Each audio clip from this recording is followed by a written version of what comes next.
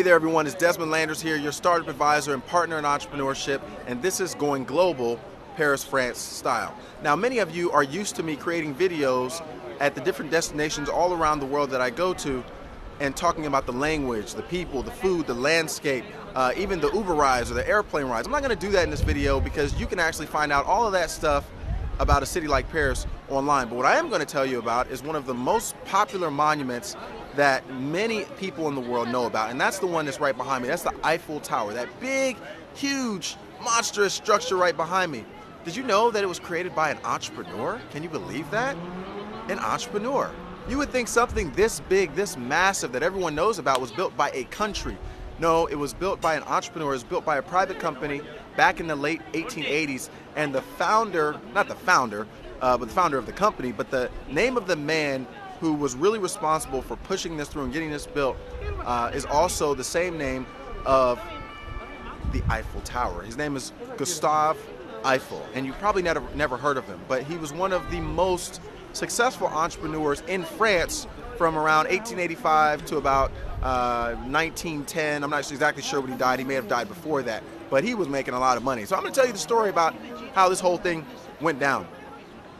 In the late 1860s, 1870s, early 1880s, he became famous for building bridges that did not break and did not fall. Can you imagine that? Bridges that fall? We don't even know what that means today. But back then, they were still trying to figure out what were the best architectural concepts and ways to build bridges so that they wouldn't fall. And by the way, he was a civil engineer and an architect. I guess I should mention that, right?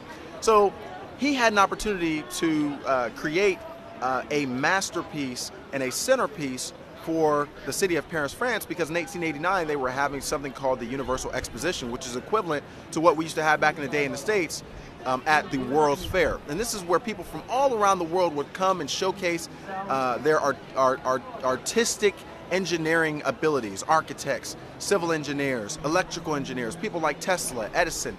This is where they would go to show their new inventions.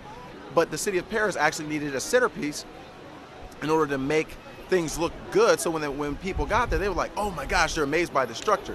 Now here's the thing, when Gustave Eiffel actually submitted this, he was competing with, I think, 13 other competitors, and all of them lost, obviously, because he won. The second thing is his proposal was actually 5 to 10 times larger than what the city of Paris actually wanted to approve. But what they found in all the other proposals is that the other proposals just were not feasible. So he was almost kind of by default, he was awarded the contract to get this thing built. Now, the city of Paris, once they awarded it, they said, hey, look, I only have 1.5 million francs, which is like 20% of what you need to get this thing built. What he needed is 6 or 6.5 million francs. So as you can see, there's a large disparity of money and cash that he needed there. So what he ended up doing is saying, hey, look, I'll put in my own money, I'll get my own financing for this, as long as you give me access to all of the tourism revenue for 20 years. So from 1889 to 2009, he actually had access. He built a completely separate company of his construction company to get access and manage all the tourism that came through this tower. It's amazing. So as he was going through the process of getting it built, he was getting a lot of pushback and restrictions from people and the citizens of Paris, especially from the artistic, engineering, and the construction community, because they didn't think it was something that should be built. They said it was going to be big and ugly and destroy the skyline of Paris. There was actually even one guy, and you can look this up on Wikipedia, that actually would travel and eat all of his lunches in the bottom of the tower because he said, this is the only place where I cannot see the Eiffel Tower. Can you believe that? A place that you learn about when you're a kid, that people say they want to go to their entire life. Most people here thought it was ugly and thought it was hideous, but Gustave Eiffel actually persevered through that. Now, if you kind of fast forward to the launch of this, within the first 10 days of it actually getting built, it did not have an elevator working, but there were still 1.89 million people that came to actually see and actually toured the Eiffel Tower. Now, how's that for success for the haters out there, right?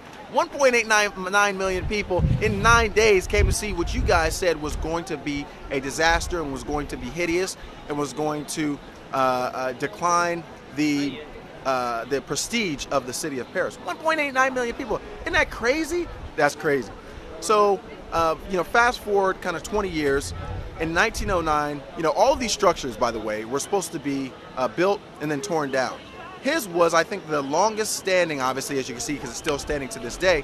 But even back in the early 20th century, in the 1900s, his was still the longest standing one because he had a contract for 20 years for it to be standing before it was supposed to be torn down by, the Parisian government.